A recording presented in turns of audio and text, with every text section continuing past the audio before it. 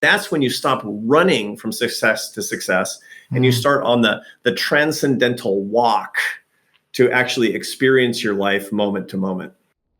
Welcome to the Psychology Podcast. In this episode, I talk to prolific author and social scientist Arthur Brooks about finding meaning in the second curve of life. According to Arthur, the world and our biology urge us to relentlessly chase after the next win. This flawed formula for satisfaction ultimately leaves us unfulfilled. To find true purpose, Arthur argues we must break our addiction to success and confront life's hard truths. In this episode, we also touch on the topics of motivation, relationships, aging, transcendence, and love. I always enjoy talking to Arthur Brooks, and I think you will enjoy this conversation as well. So without further ado, I bring you Arthur Brooks. Arthur, how's it going, man? Doing great. How are you? I'm doing good. I'm doing really good. They tore up my studio here, so it looks like I'm inside a North Korean prison. But aside from that, all is well. I was gonna say, are you in a North Korea prison? It's like sometimes I call it, my winter break. That's what I like. Okay, how's it going? okay. How are you? Yeah. I'm good. Loved Did your you? book. It was so Thanks. it's so necessary for so many people, especially right now during COVID. When you started writing that book, was there the pandemic? No. Yeah. No. I actually started thinking about the research project 8 years ago. And then I started the write-up on the book about 2.5 years ago, right around the time I was leaving AEI. And of course, I had no idea that the pandemic was going to happen. But then what happened was that when the pandemic hit, I had time just to finish it up. And the first part is finishing up. The second part is cutting it back. So it's a manageable book. So it's 70,000 words as opposed to 150,000 words. Because for this kind of book, you have to have people who don't necessarily love reading serious nonfiction. You want them to be able to read it and digest it and think about it. So it has to be a little bit shorter. But this was a pandemic project, but it predated that in a big way, but mostly because of my own life, I know. Well, tell me a little, and the listeners, a little bit about the plane ride that kind of changed your life. It's pretty poignant. Yeah. So I didn't realize we were recording. We started. We started. This podcast is so. The story for me started about 8 years ago. And I was still the president of a think tank in Washington, D.C. I was president of a think tank started in 1938. It's one of the most prominent think tanks in the country. What a privilege to run it, to be sure. But wow, what a hamster wheel of a job. I mean, I had to raise $50 million a year. I was giving 175 speeches a year. So my job was like running for the Senate and never getting elected. Basically, it was wow. I mean, I was on the airplane all the time, and it was kind of one adventure and corporate thrill and political, crisis after another. It was extremely exciting, but it was success to success to success. Kind of, I was on what you and I, as social scientists, call the hedonic treadmill. Which is what social scientists think of. It's what we call the hamster wheel, right? It's like you're running. You never. And I was kind of getting a little bit worried, I have to say. I was in my late 40s at that point. I had looked back on my bucket list, which I had been putting together. Now I realize that was a mistake. But at the time, it seemed like a good thing to do. And the bucket list that I put together at 40, I realized I'd hit everything on it, but I wasn't very happy. I wasn't very satisfied. And more than that, I was really, really worried because I knew I wouldn't be able to keep this party going.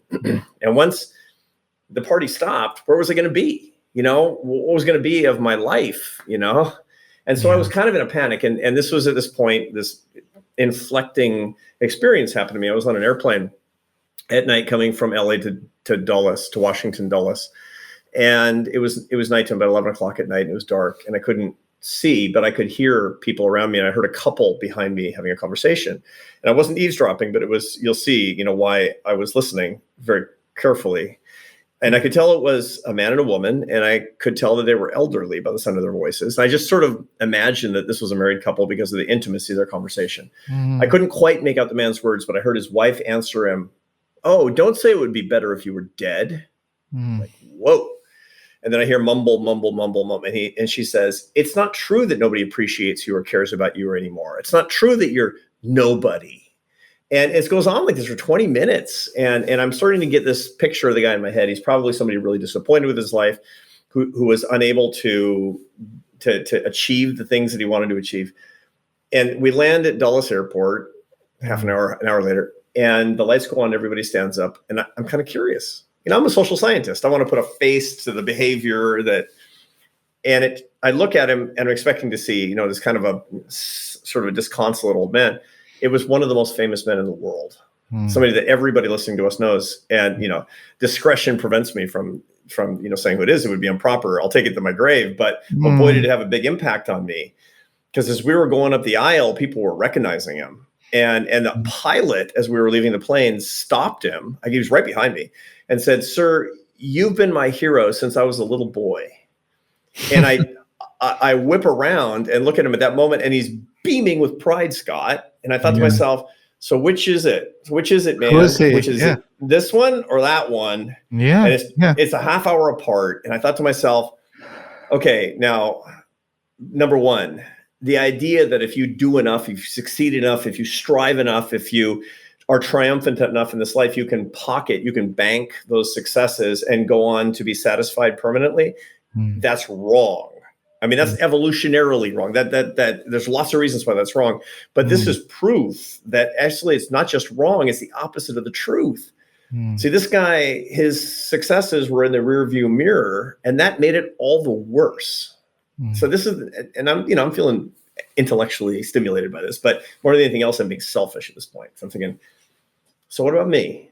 What about me? I'm no hero on the plane. I'm not some, big famous celebrity, but I've tried to do a lot with my life. I mean, I've really worked hard, and I want to suck every drop of juice out of this life to do everything that I can, but I know the party's going to stop. And then what? Am I going to be telling Esther, my long suffering wife, on a plane when I'm 80 something years old that I wished I were dead because all of the successes and victories in the rearview mirror? Or maybe should I get in front of the fact that things are going to change and some things are going to decline, and I better start looking for what success means in the second half of life right now. And I got started on a research project, and I'm telling you, it was hard because for a social scientist like you and me, it's like taking out your own appendix if you're a surgeon, right? Just like analyzing your own life. Yeah. And so I didn't tell anybody about it for a really, really long time, but I think I cracked the code. I think I actually figured it out. I think I figured out the second half problem on the basis of brain science and social science and putting it together with what the philosophers and great wisdom literatures and spiritual leaders have said. And I have a blueprint for the rest of my life that I'm offering up in this book to everybody else as well. Yeah, the book reads really naturally and organically, and it flows. Like every single sentence flows into the next sentence, and every chapter flows into the next chapter. I'm sure the first draft wasn't like that. No one's first draft is like that. Never is. But when it's a personal, you know how it is when you're working on a really personal project. I do. This is a diary. I mean, this is, and again, we've all written books. I mean, and this is different. I mean, this one was when I didn't know if I was going to publish this because, there's a lot of personal stuff in there too. Yeah. But it's, even your personal stuff, it's not like it's that bad. It's not like you're telling us any really dark truths about yourself. Yeah. So you don't have to worry about that. Yeah. It could have been a lot worse. Yeah, that'll be for the memoir. You're fine. I didn't write anything I didn't want my kids to read. That's for sure. Exactly. You're good. You say, quote, "Was there any way to get off the hamster wheel of success and accept inevitable professional decline with grace? Maybe even turn it into opportunity?" The book goes much deeper than just talking about turning into opportunity. It's almost like there's a very existential, spiritual part that it kind of shifts into as you read on, and it gets to a point which is very consistent with you and your values and what I know about you and is this shift. It sort of starts shifting into the higher realm of love, into the higher realm of finding meaning in the moments of your life. Well, Scott, you're a Maslowian. Anybody who listens to, everybody, by the way, should be subscribed and listening to the Psychology Podcast. Literally the best podcast of this in this whole subject matter area. I learn as much from you as from anything else that I read professionally. Because of your guests and also just because of what you bring to this. And you're a follower of Abraham Maslow in many ways. I mean, you refer to him constantly. And Abraham Maslow would say, look, we start with needs and we have fears and life has exigencies. And working our way through these needs and fears and these pressures can lead you up this pyramid, as it were, toward what's at the top, which is other focusedness and transcendence. And so this is the ultimate fruit of the adventure of life, where that adventure has got all these potholes and difficulties and suffering and challenges in it.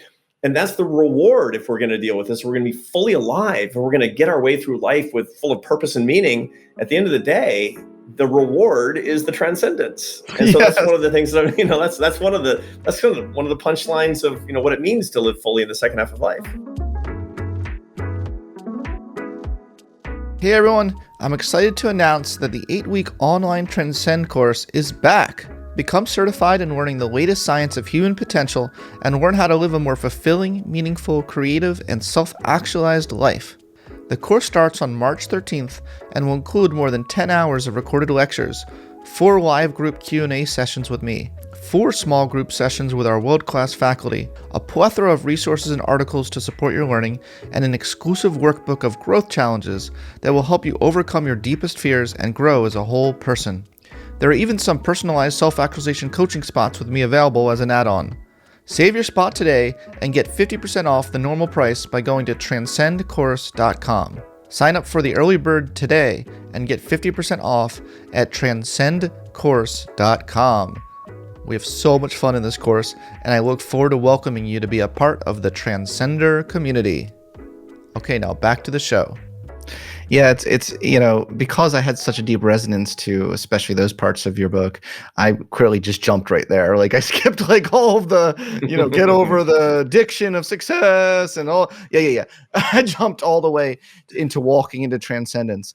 But I just resonated so much with it. You say, quote, fulfillment cannot come when the present moment is little more than a struggle to bear in order to attain the future, because that future is destined to become nothing more than the struggle of a new present, and the glorious end state never arrives. The focus must be on the walk that is life with its string of present moments. Those are your words. Yeah. That's as good. I know. That's as good as like any Dalai Lama, like that's beautiful. Thank you, Scott. I'm hoping that people will refer to me at some point as His Holiness. Yeah. By the way, the Dalai Lama blurbed the book, which I thought that was the calmest blurb ever. He and I have been working together very closely for the past 10 years, and he's a mentor and teacher, and I love him very, very much. And he agreed to, put an endorsement on the front of the book, which basically said, Arthur Brooks has written a book can help people as they age. It's like, that is the calmest blurb ever. That's worthy of the greatest Tibetan Buddhist. Yeah, but that was beautiful what you wrote. Back to you for a second. You. Let's not diminish what you did. You have this section called "Walking into Transcendence." Yeah. I was like, yes, brother. But why is it so? Maybe that's a good place to start. Now let's back all the way up. Let's back up. Why is it so hard for so many of us, especially when our 40s, 50s? I'm feeling it. So your book came the right time in my life as well. Why is it so hard for us to walk into transcendence in that kind of second half of our life? Part of the reason is because we've been taught that the harder we struggle, the more that we strive, the faster we run, the more we're going to do, the better it's going to be, and the more satisfied we'll ultimately become. And a lot of that is a bill of goods. Now, it's not a bill of goods that's just brought to us by the outside world or capitalism or Madison Avenue, the entertainment industry. It's brought to us by our evolutionary biology. There is a phenomenon that you and I talk about as so-called professionals in the field called homeostasis. Homeostasis is the phenomenon that all biological processes and emotional processes want to return to their baseline. And so when your pulse is above average, it has a tendency to go back to its baseline so you don't die, and you'll be ready for the next set of circumstances to exert energy, for example. And when you're emotionally out of the baseline because you're thrilled about some achievement, or you're bummed out about some slight or misfortune, that you're going to go back to your baseline as well. So you'll be ready for the next set of circumstances. Now, the result of that is that you can't attain and keep satisfaction for very long. But Mother Nature lies to you. Your dreams are liars when they say that if you just get that 100,000th unique download of the podcast, when you finally get tenure, when you finally get that big grant, when you finally graduate from the Harvard Business School, whatever your thing is, Mother Nature is saying, then you'll be happy. Then you'll be satisfied. The man on the plane should have been over the moon because he had done 10 times more than I ever will. And most of us all put together will. And yet he wasn't, because Mother Nature sent him back to his baseline, and there was nothing behind that. There was no achievement behind that at a particular time. And that's the conundrum that we're talking about. So when you're always racing, you're on the treadmill of the next thing, which, by the way, is classic addictive behavior. What we're talking about is, and you've talked about this so much in your show too, is about how all addictive mechanisms implicate the dopaminergic pathways in the brain that it basically, it's hit the lever, get the hit the lever, get the hit. Again and again and again and again. The same thing is true for success. This is why so many people are success addicts. They got to get the next hit. It's like those primate cocaine experiments from the 50s where they self-administer cocaine and do nothing else but sit in front and hit the lever until they stop eating, drinking, sleeping, and die. This is how success addicts actually work and how people actually work. I want the next satisfaction. And life tells you, life lies, that you do it, and finally you're going to get the bliss. And then you have to break through to the truth. You have to come face to face with the fact that is actually not true. And you must be in charge. You must be the master of your own emotional fate under those circumstances. And that's when you stop running from success to success and you start on the transcendental walk to actually experience your life moment to moment. It's a different way of being. I think that for those who come from the other way of being that you described, it can actually be boring, at first. For sure. It's very hard. It feels unnatural, boring and unnatural. It's correct. It's a funny thing. So if you say to somebody, for example, most young people, my students, your students, all of our students, you'll say, do you like Instagram? They'll be like, no. Do you like Twitter? It's like, they're like, no, I hate it. Everybody says they hate Twitter, but is stuck on Twitter, right? Yes. So say, okay, I'll tell you what, next time you're on the train, you're going to be looking at your phone, you're going to be looking at your Twitter feed. Okay, turn it off, put it down, put your hands in your lap and look out the window. And they're going to be crawling out of their skin, doing something that they objectively like better because the natural thing feels like the unnatural thing. And this is just, when the brain is used to the constant stimulus, and the constant stimulus is really the first half of your life and the formula for success, you're stuck on it. You have to make a change. And that's what this book is all about, is how to get to that second curve. But once you get on that second curve, but once you practice for it, doesn't matter if you're 25 or 35, you start practicing for it. And there's a lot of good that's in your future. Yeah, for sure. And most of your book is teaching those skills to help people get on that second curve. I want to talk about something you call the principle of psychoprofessional gravitation. That's kind of nerdy of you. I liked it, but I gotta say that's kind of nerdy. If you look at the footnotes, by the way, Scott, there's a mathematical proof of the concept. Oh, I didn't see that actually. I will. I got through my editor. I can't believe it. Yeah, I'm still a social scientist to the end. I will love that. So this principle of psychoprofessional gravitation is the idea that the agony of decline is direct. By the way, I love that expression, the agony of decline. The idea that the agony of decline is directly related to prestige previously achieved and to one's emotional attachment to that prestige. I bolded emotional attachment to that prestige because I wanted to talk to you about that, and I have an idea. I wanted to run it by you. I think we make a lot of noise, big hype in the psychological literature on the distinction between intrinsic motivation and extrinsic motivation. And it's never really sit right with me. And I've been formulating a new theory of what I call value motivation, which I think is better than intrinsic motivation. And this relates to your sentence. So I wanted to kind of just talk about it, nerd out about it, see what you thought about it. It just seems like we make a lot about that distinction and intrinsic motivation being defined as, are you enjoying your activity? Are you enjoying it? Are you enjoying it? Are you feeling joy when you engage in it? But I think that feeling joy when you engage in it is overrated. And it just seems to me like what you're kind of getting at is something deeper than, do you have to always intrinsically enjoy what you're doing? Value motivation, I think, is more sustainable, and it allows you to be motivated by your values, motivated by your long-term plans, desires, how you want to see the world encounter, even if you're not feeling it day in and day out, even if you go months where you're like intrinsically like, I don't feel joy every time I engage in this, but I really do want this to be, I know this will be really meaningful when it's accomplished. But anyway, so I'm just going to leave that there and just I like it. I like it an awful lot because that's really consistent with this one thing that I find in my research and that I found particularly over the course of writing this book, which is that if you're motivated by the what of your life, the success, the money, the power, the pleasure, the fame, then you're going to be running on the hedonic treadmill, as we call it. And then you'll never actually be satisfied and you'll be stuck.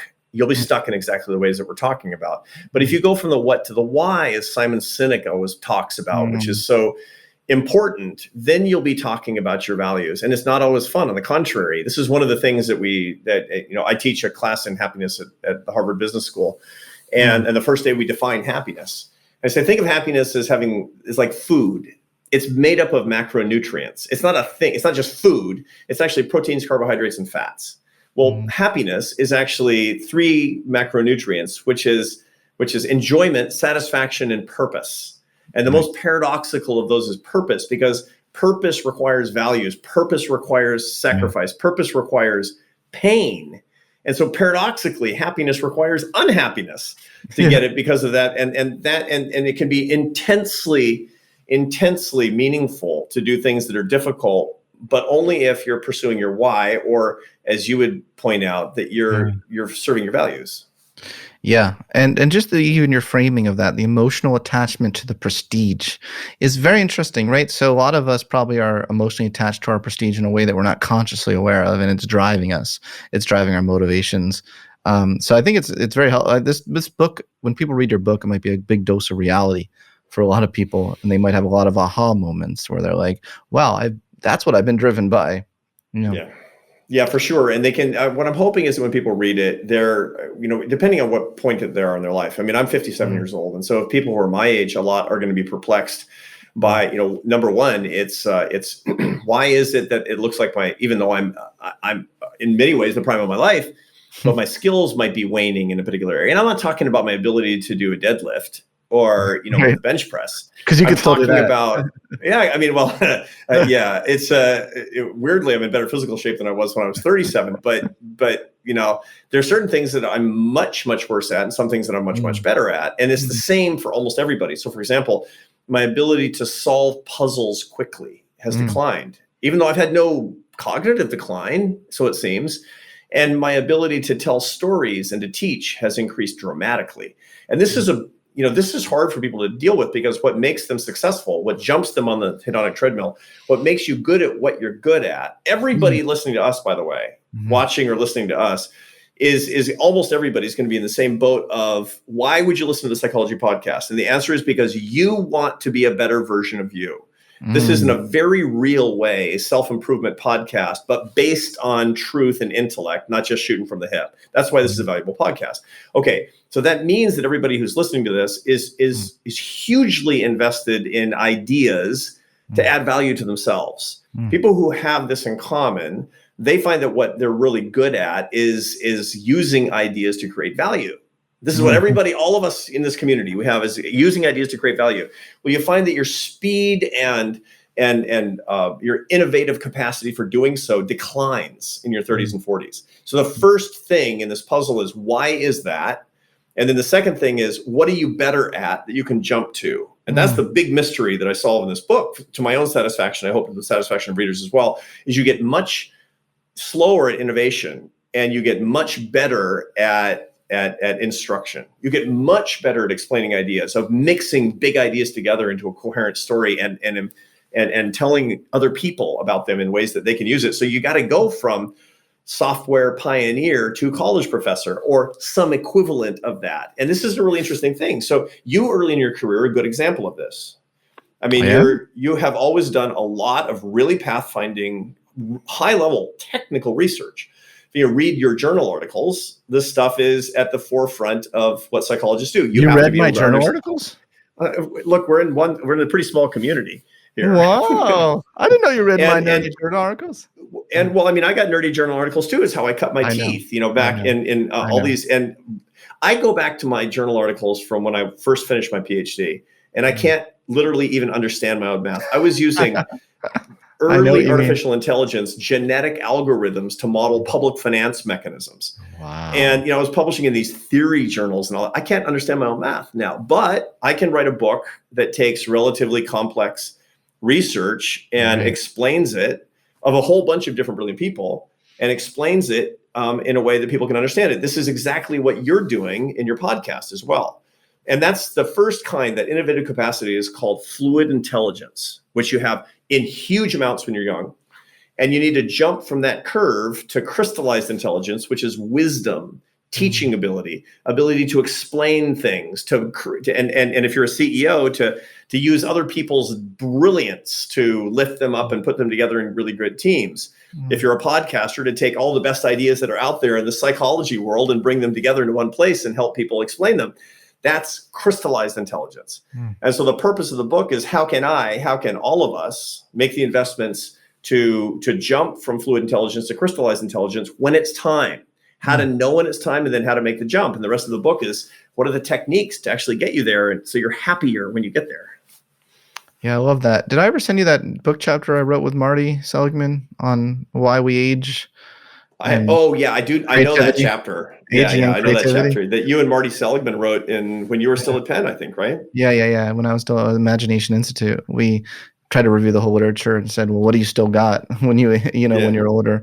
And it's very much that review is very much in line with a lot of what you're saying. Yeah. And that was the stuff about intelligences from Raymond Cattell from the 60s and 70s, where he was saying, look, it's just extraordinary how much quicker. And I remember seeing this with my own kids when my 11-year-old son started beating me in checkers. And he was just much faster at seeing things in sort of hyperdimensional space. And it's not like he's Albert Einstein. I mean, he grew up to be a forward deployed combat Marine, which is what he does right now, which I'm glad he's got these fluid intelligence capabilities, keeping himself and us safe.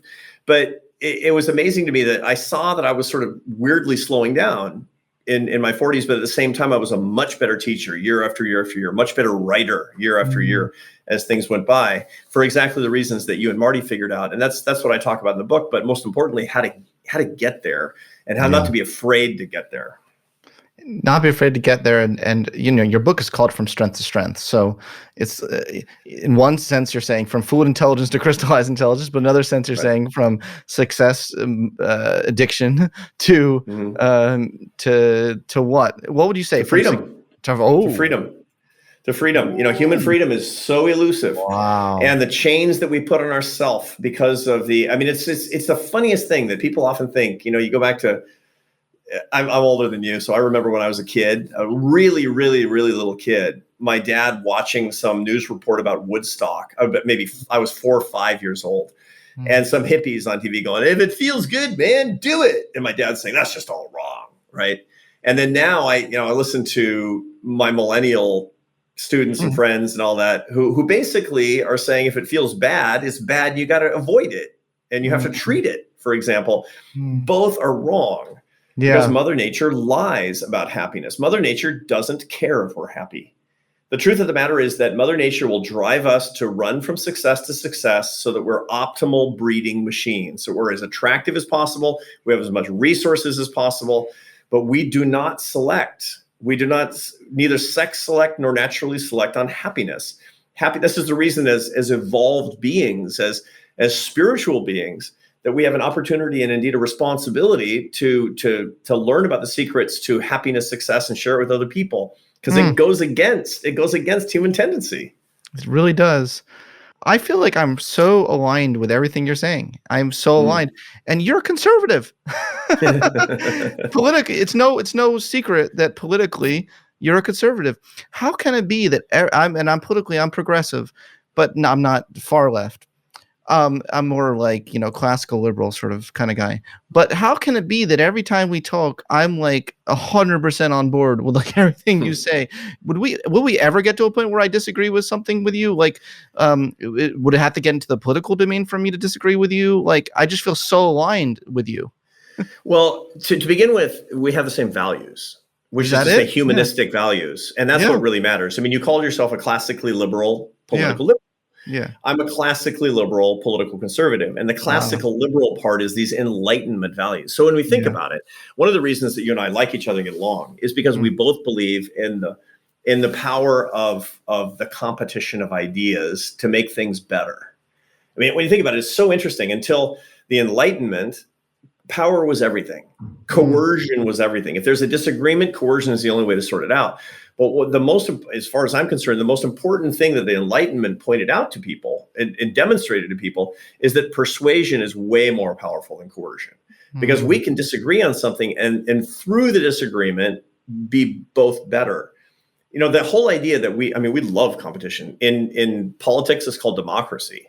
In economics, it's called the free enterprise system, which, when properly bounded, requires that we cooperate with each other in ways that we would never have had to in the past. And in the competition of ideas, it's so critical. You know, I am super grateful not to be surrounded by people who agree with me. Yeah. You know, I come from a family of political progressives. I learned so much from them. They're so smart. They're so, and furthermore, I have to recognize, and I truly believe that I'm wrong on tons of stuff. I just don't know what yet. And so I need you to disagree with me on policy ideas, to disagree on politics per se. So where would we find disagreements? Basically is in differing approaches to serve our common values. And that's the basis of getting better at everything and being friends. But agreed. But I keep reading. I've read a lot of even your political stuff, and you know, you wrote this beautiful book on like being a bleeding heart conservative. That was so good. And right now, what I think we have in American politics is not classical liberal anything. I think that we have, whereas you and I would contrast as classically liberals and conservatives, what we have right now is between the left and right that are ascendant in political power, at least in Washington, D.C. Not really in the states, by the way. There's so much more good going on in cities and states. I live in Massachusetts. We've got this great governor of the bluest state who's a Republican governor and who basically just wants to get stuff done. So it's a really good example of that. But at the federal level, you have classically illiberal conservatives and liberals. Both, and so that's the competition of, you know, with polarization and with populism and with coercion and with hatred and with bitterness. And I reject all of that. I don't want either one of those brands. I find myself equally alienated from the illiberal right as from the illiberal left, because, you know, in my America, the America that I love, it's a nation of people that are basically just kind of ambitious riffraff that don't fall prey to the true big lie, which is the person in the house next to you who votes for the other party is the enemy of America. You know, it's astonishing to me that more than half of Americans today on both the Democratic and Republican side, so the biggest threat to our country is people who don't vote like them. Wow. That is a huge lie. And it's a huge mistake, and we might as well just, you know, bind it up with a bow and send it as a Christmas present to the, you know, enemies of a free society. You know, I need more Scott Barry Kaufmans telling me I'm completely crazy about capitalism if we're going to make any progress in this country. And then, but because why? Because we have differing approaches on how to serve the poor. You know, that's what we need. Love to go down that rabbit hole, but our listeners like, can we get back to how I can succeed? I know. Listen, this is the psychology podcast, not the economics podcast. But there's so much depth to you, so much I love talking to you about. But I think that what we just talked about is very segueable. Is that a word? Segueable? It is. I think nice. segueable. I mean, it's an aphorism. I mean, it's a neologism, but I like it. To higher forms of spiritual love, the kinds you talk about in Love Your Enemies, right? And which there's some, you know, there's some carryover to this book, right, when you talk about it, right?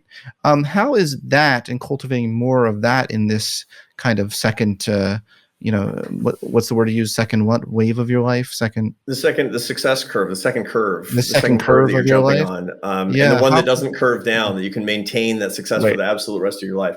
Yeah. The central ingredient to it's interesting. There's a study that you're really well aware of, and some of your listeners might have heard of as well, called the Harvard Study of Adult Development, which is an 80-year longitudinal study launched in the late 30s and early 40s. It was looking at graduates or people that were graduating from Harvard College, and it was going to follow them all the way through their life. It was matched up with another study of people who wasn't just, you know, Harvard men, people who hadn't gone to college, of different backgrounds, and so it's demographically representative. And it looks over 80 years at what they did to wind up happy when they were old. Now, this is like a crystal ball, and I talk about it a lot in the book, and I teach about it a lot at my class at Harvard on the subject. What can you do when you're 25? And this is really the big promise of the book. Is basically, a lot of people say, I would be great if I were happy when I'm 75, but I don't know. I just have to wait and see when I get there. No, you don't have to wait and see. You don't have to leave it up to chance. There are some things that'll be worse and better, to be sure, but there's a lot you can do when you're 25 and 35 and even 65, such that you will be happier than you would have been when you're 75, guaranteed. And a lot of that comes out in this Harvard grant study. And there's all kinds of things in there to do. But the number one big takeaway is that happiness is love. Full stop. That's the punchline of this study. If you don't have loving relationships, you're not going to be happy as you get older, which means that you have to make all kinds of investments in love. And that means love for friends, love for your partner, love for your family, love for the divine. You need loving relationships at a very, very meaningful level. Love is expressed in your work. You and I talk about your work. Why are you doing this thing that you're doing? It's because you want to serve. You want to help other people live. This is an act of, the Psychology Podcast, I happen to know, is an act of love. That's hugely meaningful, and everybody deserves that. The problem is that the world's not telling you to do that. The world is telling you that basically, here's the world's formula. Scott, here's the world's formula. Use people, love things, worship yourself. That's the world's formula for happiness. And it's completely dead wrong. The right formula is use things, love people, worship the divine. That's it. I love that. Those are the 7 words to remember. At the end of the book. Yeah, I just scooped myself. That's the end of the book. I was going to lead up to that. I had a whole plan where my next question was going to be leading up. I had a whole plan to lead up to that. Sorry, Scott. So it's okay. It's okay. No, it's okay. But what I was going to ask you to kind of segue into that was, you say that love is, we just talked about love, but that you can level up from love. The next level is worship, is what you say. And I wanted to unpack that a little bit. What is worship? When I think of that, I think of it as a negative thing, actually, because I think it's like too much self-sacrifice, Well, to worship is a true adoration, but this can't come from something in which you have a peer relationship. One of the biggest problems is interesting, in my own spiritual journey, I dedicate this book to my guru, and I learned my guru when I was studying in southern India with a very famous yogi named Sri Nochur Venkataraman. And I was in a little town, a little house, and he was asking me questions. He was interviewing me, not like this. He was interviewing me just to be able to help me more. And he asked me about my wife. And I said, she leads me on paths of righteousness. I mean, she reads me the Holy Scriptures. She helps me to pray. And then he said, does she love you the most? And I said, no, she loves God the most. And she's told me that. And he said, she is your guru. and this was incredibly meaningful to me, because I realized that one of the real secrets to success in my marriage is that my wife worships not me. And there's a lot of pressure on spouses for the spouse to be the be all and end all, and to love the person beyond all others to the point of adoration that could be considered worship.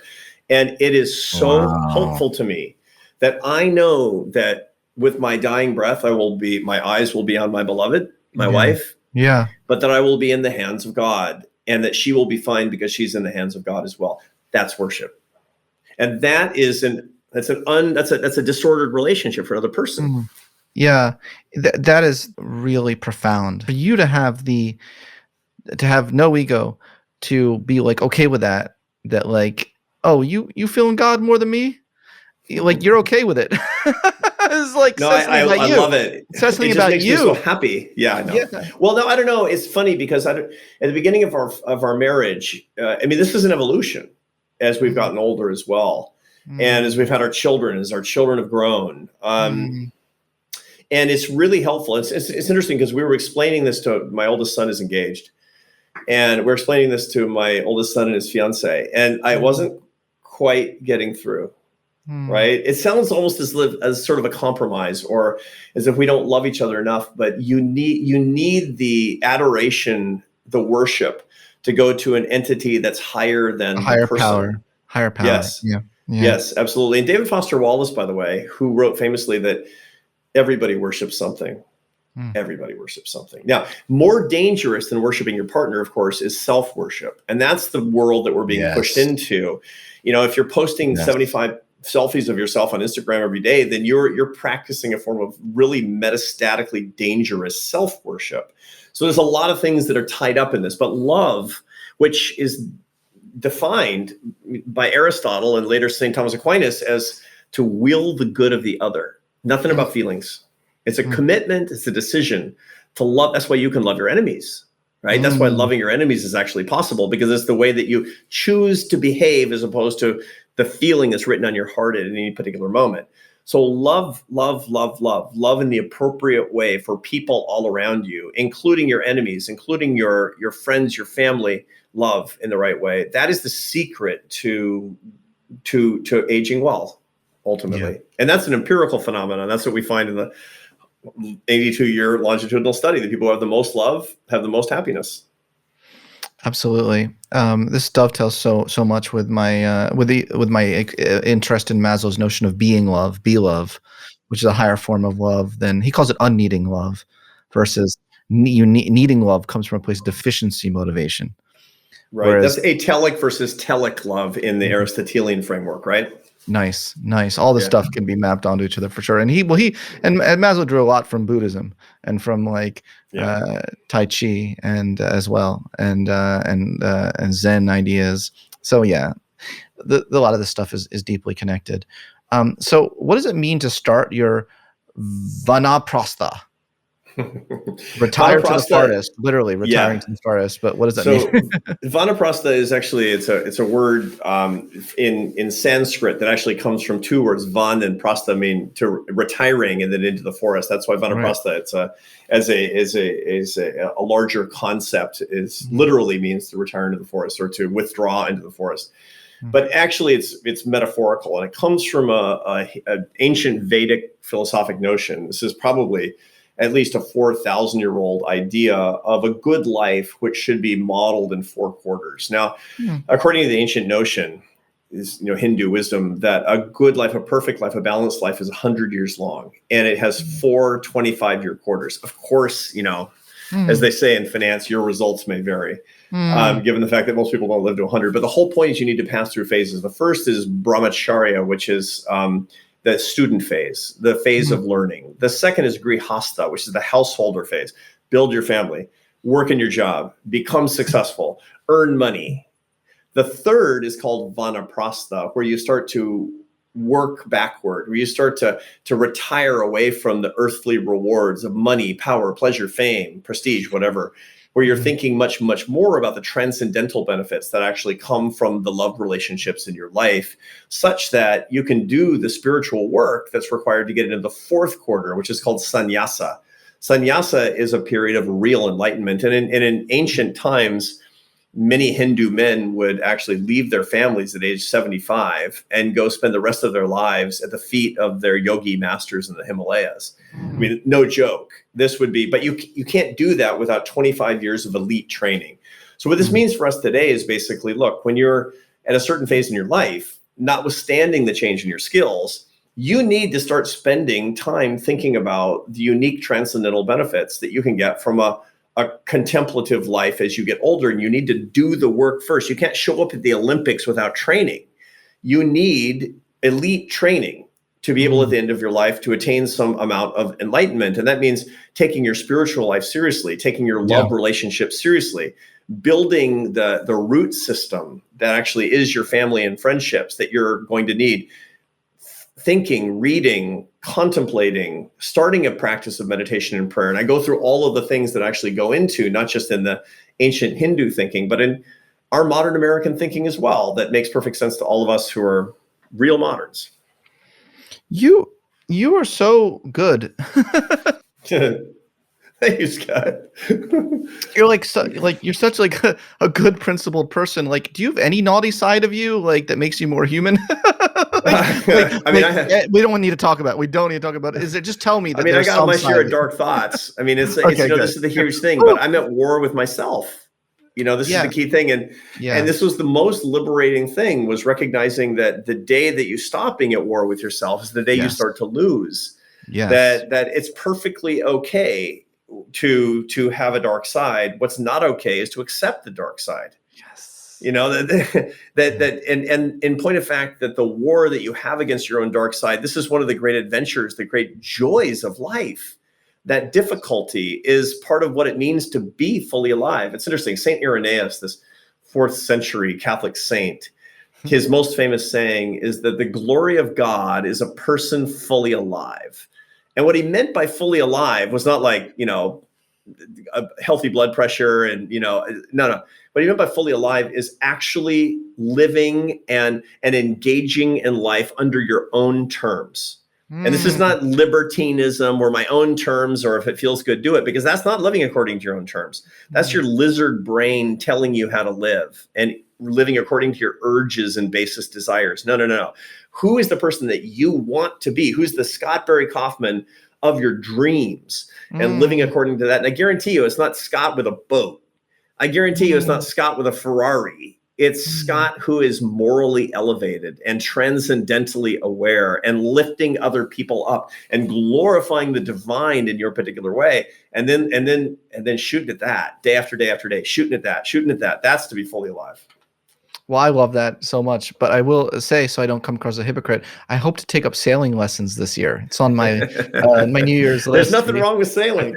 So I wouldn't mind maybe a boat someday, but that's not the thing that drives me every day. Exactly. And I don't mean to be some sort of ascetic. That would come across as hypocritical. It's not like I'm walking some itinerant anonymous path. I'm a professor at Harvard University. I live a privileged existence, to be sure, but you got to hold it lightly is the bottom line. I mean, you have this fabulously important and impactful and popular podcast, but you have to hold it lightly.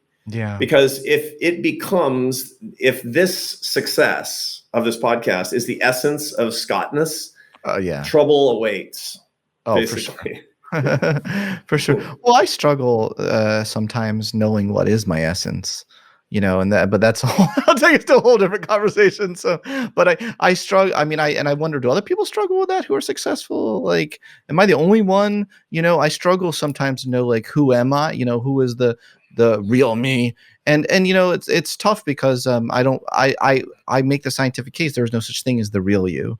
There are many, many, many sides of all of us. There is the sides of us that make us feel most creative, alive, as you said. Most creatively self-actualized. That side of myself, I know when I'm engaging in that side of myself, I feel more alive. That I know. But the question of who is the real me is almost feels like a fool's errand, Well, it's an interesting thing. I mean, this is what philosophers, particularly 19th and 20th century philosophers, have engaged with. So the concept has always been there is a true you, and you're responsible to find it and serve it. More 20th century philosophy, from the nihilist to the existentialist, would say there is no true you. You have to invent it, right? And it's almost neither here nor there. Whether existence precedes essence or essence precedes existence, one way or the other, you have a responsibility to serve the highest version of yourself under the circumstances, and that's this unbelievable life adventure that the great news is we get a bunch of years to do it if we so choose. But if we want to stay on the hamster wheel, stay on the hedonic treadmill, and freak out when some of our abilities start to wane, and just fight like crazy and try to hide everything just with all of our might, we're wasting this opportunity to just start walking the transcendental walk into the most meaningful, service-oriented, and ultimately cosmically impactful part of our lives. You just made me think of something that's really profound, by the way. You just made me think that this idea of the real you, I think maybe what you're saying to a certain extent is we have to really accept that can change throughout our lives. There can be like a period from because I look at myself, some of the videos, I was looking on YouTube at some of the things I did back, like when I first started giving talks, and I was like, who the hell who's that guy? I know. But that was the real me then. And maybe what you're saying is kind of accepting, or at least that was the best version of me then. But I think the best version of me now is someone different, a different path, not completely different, not like going from, crazy, but a different kind of, I'm not as interested in giving all these talks all the time and, being on video and, certain things. But now I want to teach more. I want to help people and mentor them more. I have much more of a drive to mentor and to help the future generation, right? Which is, by the way, that's the core competency of crystallized intelligence, which is that second curve. Yeah. Remember, the first curve is fluid intelligence, which is analytic capacity, the ability to do a purely original work, to do it fast, to do it well. And the second half is crystallized intelligence, which is the ability to take big ideas, to synthesize them, and to teach them to others in a coherent way. So what you're doing is you're recognizing and increasing your crystallized intelligence, and you're being drawn to try to develop it. I mean, this is what people need to do. The problem is when they're a success addict and they're stuck on their first curve, that's what got me here. That's the one I'm going to stay on forever. And I'll be damned if I'm going to actually let this thing leave me behind. And then all it is like rage against the dying of the light, which is an exercise in futility, but also the recipe for misery. Yeah. I mean, I don't want to rage against the dying light. I want to meditate on the dying. I want to see the beauty in it. I want to feel wonder. I don't want to rage.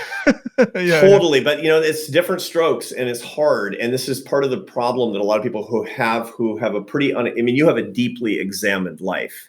I mean, I've heard. Maybe think too much. Well, I don't know. I mean, a lot of people think that they overthink, but intellectuals in particular think deeply. And again, one of the things that people don't realize about us social scientists is that we don't do research. We do me-search.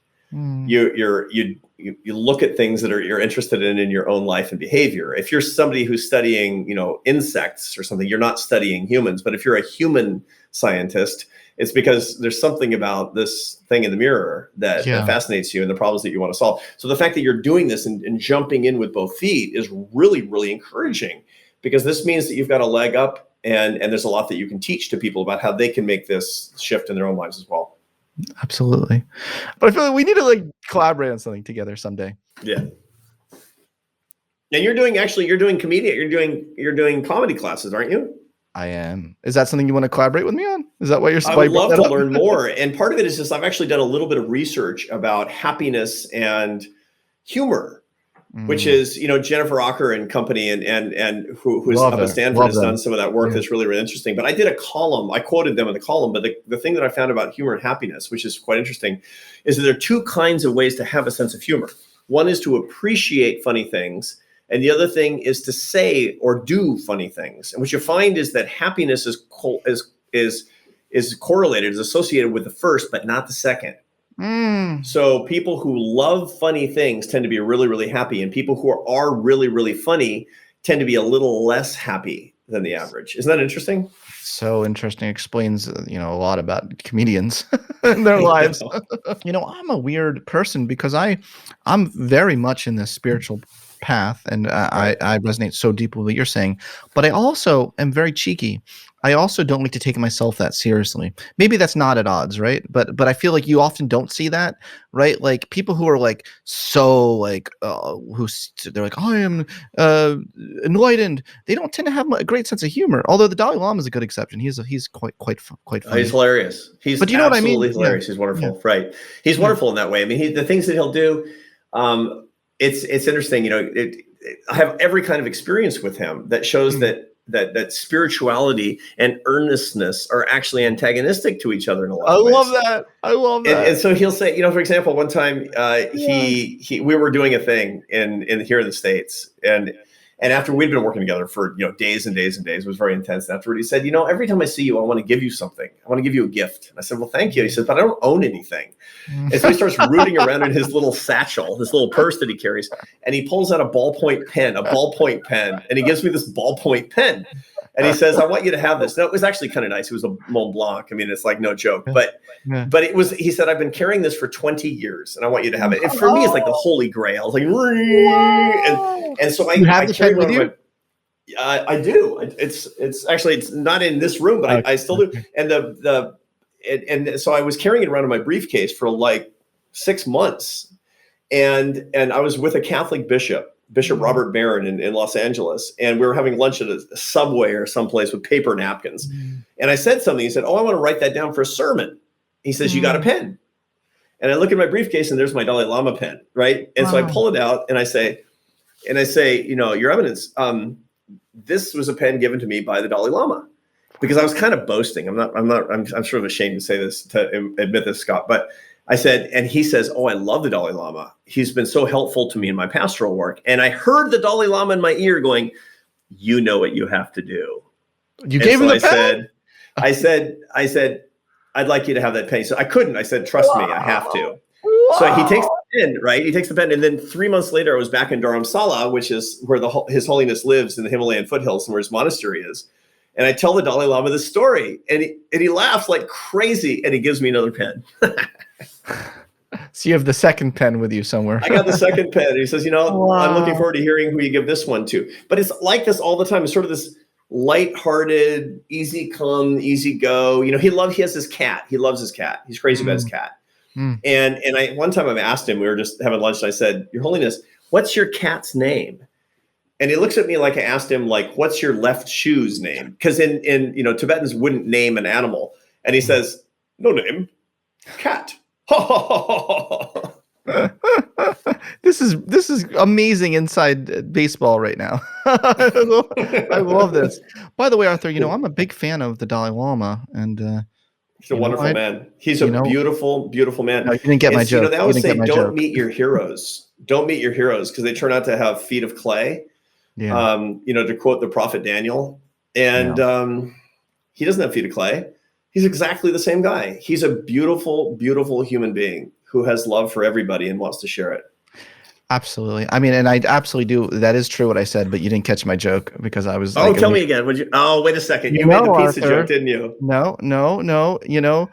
You told me, what did that guy say to you? And that's all he had to say to you to get a free pen. Oh, that's right, but I don't have it. You have a second one? I got a second one. It'll be in the mail, Scott. Yeah. Anyway, you didn't play along with this. It's because I missed it, but now I got it. I got it. I thought you were making that famous Dalai Lama joke, which is, what did the Dalai Lama say to the pizza delivery guy? No, what is Make me one with everything. Oh yeah, well, I do love that joke. I do love that one. I know. That's not as funny as his jokes. Perhaps my favorite chapter in your book, although they're all good, perhaps my favorite one is the one, Cast into the Falling Tide, and this idea of liminality. Can you kind of tell our listeners a little bit about what liminality is? Yeah, so we've been discussing this crystallized and fluid intelligence, these curves that define what you're naturally good at, what's naturally easy for you. Those curves, fluid intelligence, for example, goes up through your teens and 20s, and it goes down through your 30s and 40s. And the second curve comes up through your 30s and 40s and 50s and stays high in your 60s and 70s. The trouble is that you don't just naturally fall from one onto the other. You have to make a decision because you have to do different things to get from your fluid to your crystallized intelligence curve. And that means taking a big risk. It means jumping from one set of activities, from one set of skills, from one set of interests to one set of emphases in your life. And that transition is really, really scary. Now, most people don't make it because, number one, they're super good at what they were doing, so they rage to keep at it. Or they're too afraid, or they don't believe there's a second success curve lurking behind the first one, or they're afraid that they won't succeed, or they're just too attached to the first curve. But if you do jump, it turns out that there's this magic that happens between the curves too, when you're making a shift. And I didn't know. Remember, I did this research for myself. And at the time I was a CEO of this big think tank in Washington, D.C. And because of that, I retired. I quit my job because I wanted to get on my second curve. And I knew I had the data, unambiguous data, that you have to make a decision to do it. You have to start doing different things, as, by the way, you have done in your career the past 3 years, that you've actually made transitions, you've made changes, it's true. And you're doing more crystallized intelligence. Now, some people can do it very intuitively like you, but most of us, we don't have the gifts. And so we actually have to make this conscious decision. And so I quit my job, and it was unbelievably scary and uncomfortable. I walked away from more money than I was ever going to make, more a position. I was like the captain of a battleship, in public policy. I was in the exciting struggles in Washington, D.C., which I didn't always find pleasant, to be honest, but at least they were always exciting. And, I walked away from these relationships with corporate CEOs and leaders and policy leaders, and I was promptly forgotten once I no longer had the position. It's not like people were calling me up to see how I was doing. And I got to Massachusetts, I took up a college teaching job, and it was weird. It was like I was trying to sign a check after I got to Massachusetts, and I couldn't remember my signature. It was really, really weird because I was in this, what they call a liminal state, which is from one thing to another, a transition. Bruce Feiler, who's written that famous book, Life is in the Transitions, which is a really nice book. Yeah, he really is. And he's a very deep thinker. And what you find is that people go through these regularly, but this is the biggie, from the fluid to the crystallized intelligence curve.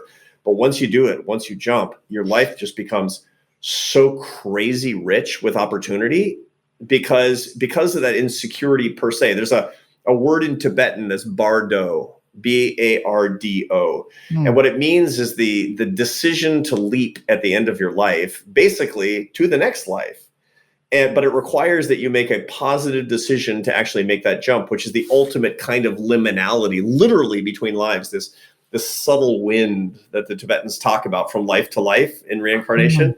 Yeah. And we have this aversion of that in our own lives. So people are listening to us, and it's like, even if they're not between fluid and crystallized intelligence, maybe you're 25 years old, deciding whether or not to quit this good job and go to graduate school, or go to something that's high paying to something that's low paying, or moving away from New York because you're sick of it and you want to go back to Wichita where you grew up, even though that's not a cool thing to do. What you need to do is you need to consider that jump per se is going to be really, really hard. And there's a deep sacredness in that difficulty and a profound kind of fertility in the things that it's going to make happen in your life. You're going to have unusual clarity simply because of among other things, because of the insecurity that you're facing. Absolutely. I want to double click on a distinction that you make in your book, Passingly. It's kind of like throwaway, but I think it was so profound and could probably be a book in itself. And that's the distinction between being happy in life versus feeling the need to feel special. Now you only made that, it was like a throw. It was like one line, and then you're like, well, maybe you can actually care about being happy as opposed to being special. But I was like, that's a book in itself. That's wow. Yeah. I mean, think about how many people right now with social media kind of pressures feel the need to justify their existence by being special as much as possible. Look at me, look at what I'm doing, look at me followers I have, look at me, much money I have, etc. Those two things are very, very different, right? Yeah, for sure. And there's this desire to be special, to stand out for the crowd. And once again, there's a lot of, if one of us was an evolutionary biologist, I mean, you do a lot of evolutionary psychology. So, and you talk about this an awful lot, that you want to stand out from the crowd because it makes you better in the passing on your genes department in the pool of people. If you stand out, you do better. I mean, obviously, if you stand out as a criminal or a kook, it might not help you that very much. You want to stand out in a positive way. So there's this imperative that people have to stand out all the time, and they can become captured by their desire to become special at the expense of actually being happy. And so I was interviewing a lady for this book, this woman who's an incredibly successful Wall Street financier. I mean, just killing it. And she's in this period where she feels her skills a little bit in decline. Her decision-making abilities are not quite as sharp as they used to be. She can tell that younger people in the firm who used to idolize her, like, she's missing a step there. But at the same time, she also is just very, very reluctant to make any changes. Her marriage is not that great. Her relationship with her kids is not that great. She probably drinks a little bit too much. Her health is not as good as it used to be. And it's obvious. It's like, step back from the rat race and get on point in your relationships with your children and your husband, and your relationship with alcohol, with your faith journey, whatever it happens to be. Why don't you do that? And she says, because in my work, I'm really, really special, and all those things you talked about, anybody can do them. And I think I just prefer to be special than happy. And I thought about it. I thought, whoa, that's the success addict's anthem. When I talk to people who everybody knows, people who have had alcohol use disorder, have been addicted to drugs, and they know that sooner or later they're going to have to get on the wagon, or they're going to die sooner or later. but they don't and they know that they'll be happier if they're not addicted or they're not actively addicted, but they prefer to be high than happy. Preferring to be special than happy is just the success addict's version of preferring to be high. Yes. And your book is all about a deeper form of happiness. For sure. Than many people ever thought they had before. Arthur, thanks so much for chatting with me today and helping people overcome the striver's curse and step into a deeper form of happiness. Loved your book. It came to me at just the right time in my life, and I'm sure for a lot of our listeners, it'll come to them at the right time of their lives. Thank you, Scott. Thank you for the work that you're doing to lift people up and bring people together. It's. I have to say that, you're every week, you help me. And I deeply appreciate that. And I'm not alone. There's many, many other thousands of people that feel the same way. So on behalf of all of us, thank you. Thank you, Arthur. That means the world to me.